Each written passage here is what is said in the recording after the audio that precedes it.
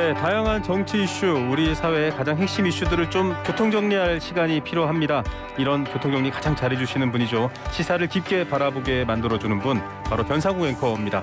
YTN 뉴스가 있는 저녁, 변상욱 앵커 오늘도 옆에 교통정보 부스에 나와 계십니다. 안녕하십니까? 네, 안녕하십니까? 네, 새해 복 많이 받으십시오. 새해 복 많이 받으십시오. 네, 예, 예. 새해는 조금 더 좋은 일만 많아야 될 텐데 일단 정치권은 좀 시끄럽습니다. 바로 사면이라는 이슈 때문인데 네. 배경부터 궁금해하시는 분들이 많은 것 같아요. 배경은 글쎄요. 저도 사실 이낙연 대표한테 물어보고 싶습니다. 네, 얼마나 복잡한 생각에서 했는지, 얼마나 단순한 생각에서 했는지. 네, 일단 발언 당사자인 이 대표 이야기를 그대로 옮겨보면 지난 3일 한국일보하고 인터뷰할 때는 네, 국난을 극복하려면 둘로 갈라진 국민의 힘을 하나로 모아야 한다. 네, 사면과 관련한 입장에 내가 변함이 없다.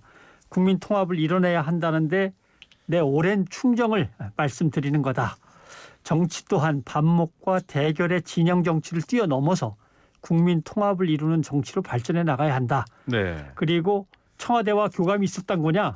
아니다. 그건 아니다. 그런 일 없다. 네. 그다음에 이제 문제가 돼서 여기저기서 비난의 물결이 막 솟구치니까 네. 일단 대법원의 판결을 기다려 보겠다. 그러나 역시 사면은 국민을 통합하는 방법 가운데 일부라고 나는 분명히 생각한다. 이렇게 하고 이제 매듭이 지어진 겁니다. 예.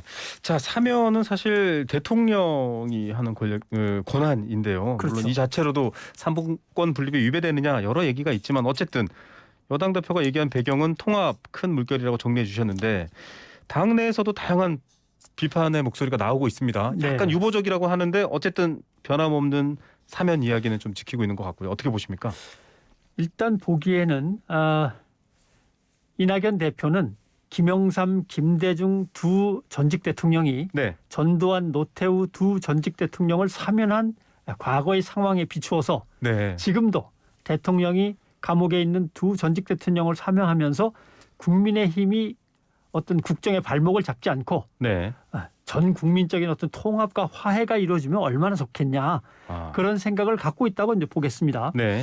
또 하나의 문제는 김영삼, 김대중이라고 하는 두 거물 정치인이 이끌던 시절에 정계를 배우고 네. 경험한 사람의 입장에서는 그때의 시국관이나 그때의 정치 의식이 그대로 발현이 된다 이렇게 볼 수도 있는데 네. 쉽게 말하면 사면 복권이 갖는 무게에 비추어서 너무 좀 쉽게 꺼낸 얘기가 아닐까 하는 게 첫 번째고 두 네. 번째는 옛날 얘기인데 그거에 비추어서 그대로 적용하면 안 될 텐데 너무 올드하게 접근한 거 아닐까라는 걱정이 있는 거고 그런 거죠. 네. 정치 지도자들끼리 사면하고 악수하면서 환하게 웃고 기념 촬영하면 국민들은 네 그러셨군요 하고 따라가면 되느냐. 요새 국민은 안 그렇습니다. 그렇죠. 예. 그리고 또 하나 범죄를 저지른 사람을 법원에서 판결해서 감옥에 가두면 네. 이건 사건이나 위법한 행위에 따른 거긴 하지만 네네. 전직 대통령을 감옥에 가두는 거는 그냥 사건을 저질러서 가둔 게 아닙니다. 이거는 네. 국민이 심판한 거라고 봐야 되기 때문에 네. 사안이 무게가 다른 거라고 봐야죠. 성격도 좀 다르고. 네. 자, 이런 과정인데 앞서 말씀해 주셨듯이 전직 대통령 범죄 혐의로 수감되고 형을 확정받고 이제 곧 확정받는 분도 있으십니다만 네. 이분들에 대한 사면 그냥 나온 얘기는 아니고 전직 대통령에 대한 사례 때문에 아마 많은 얘기가 거론되는 것 같습니다. 네. 김대중 대통령이 당선인 신분으로 김영삼 당시 대통령에게 건의를 해서 두 전직 대통령 사면했습니다. 이때 사실은 저만 해도 어린 세대인데요. 예. 앵커님께서는 대기자로 오랜 시간 있었기 때문에 생생하실 것 같아요. 네네. 뭐 아직 논란이 있는데 조금 있다가 저 민주당에서 김 의원 나오면 한번 좀 물어봐 주십시오. 알겠습니다.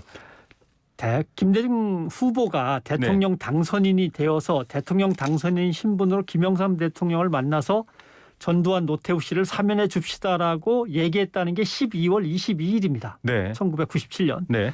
1997년 17일이 뭐냐면은 대통령 선거이기도 했지만 그때가 바로 국가 부도가 났던 IMF 사태입니다. 네. 그러니까 그로부터 며칠 뒤에 이제 그런 얘기가 나온 거거든요. 그러니까 네.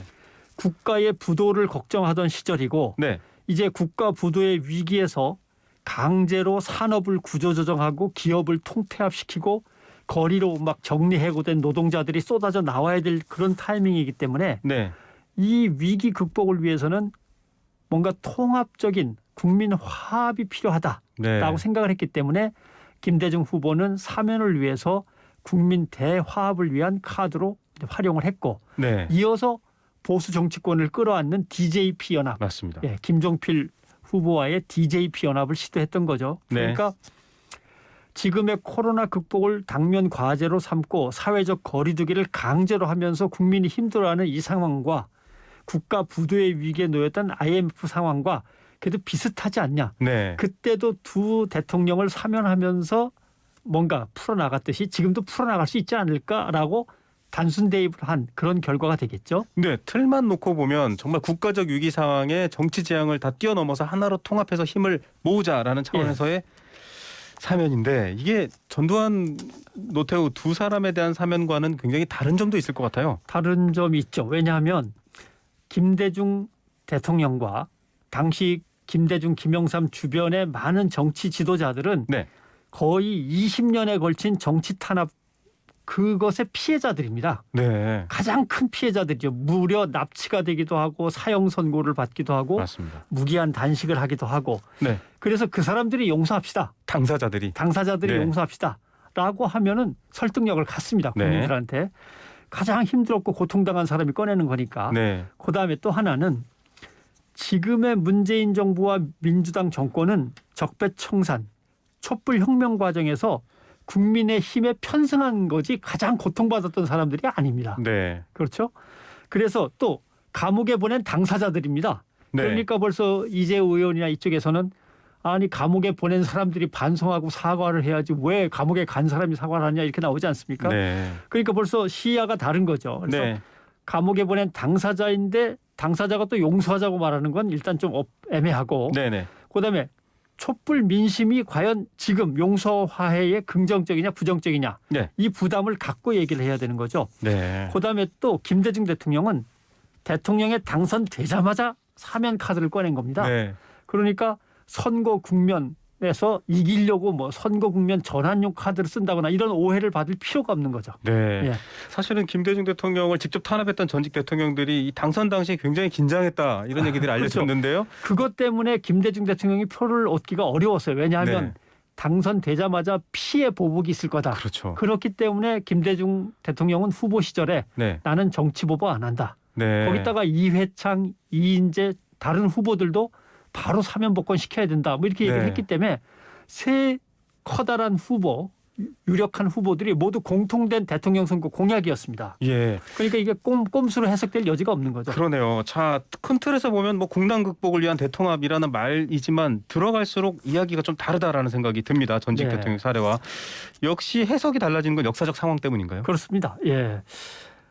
전두환 노태우 사면을 대선 공약으로 내건 채 대통령 선거에서 당선됐으니까 네.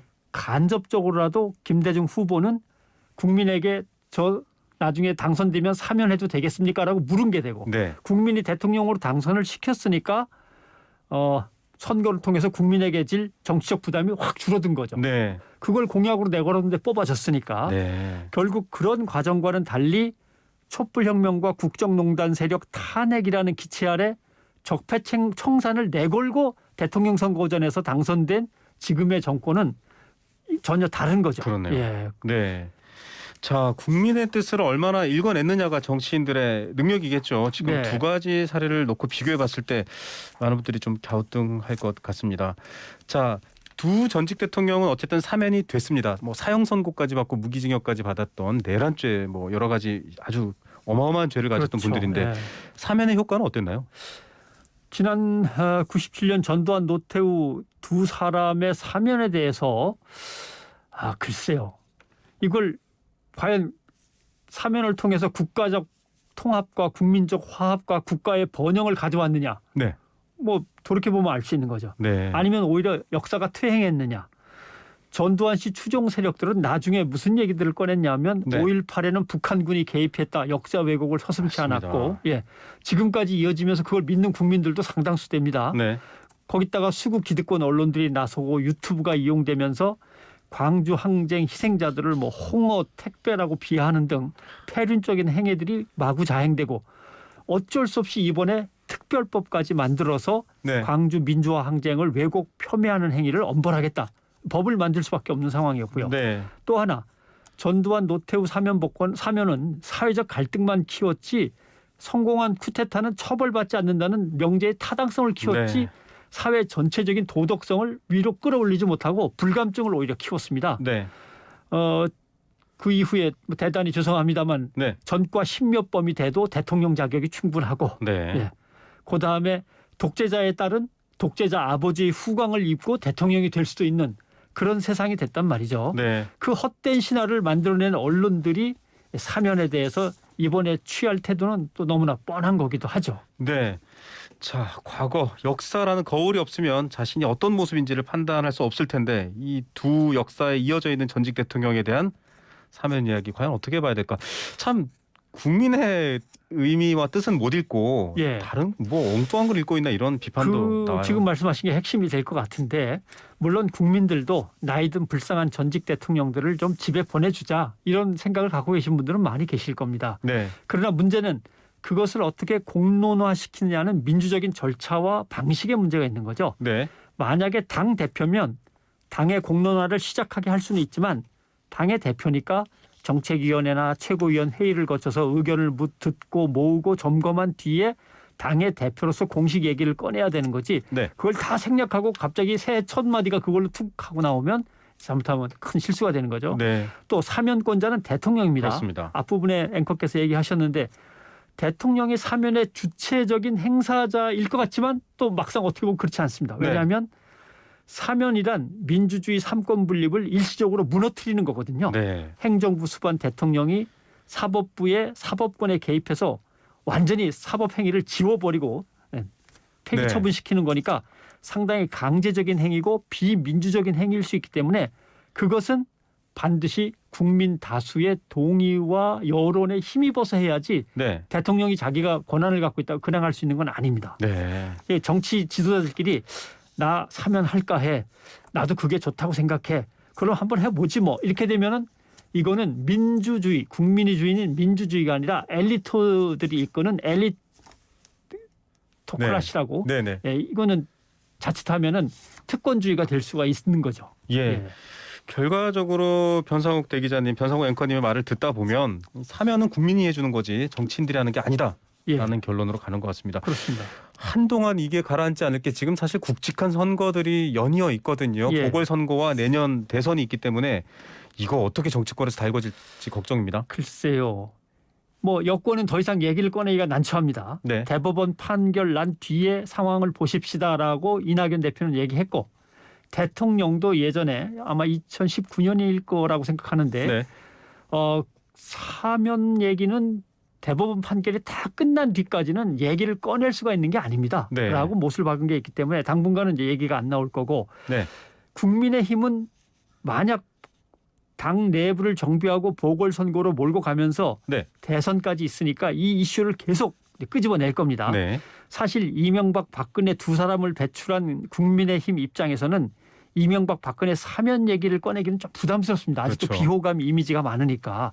근데 여당 대표가 먼저 꺼내줬으니까 되게 고맙죠. 이거 완전히 생큐죠.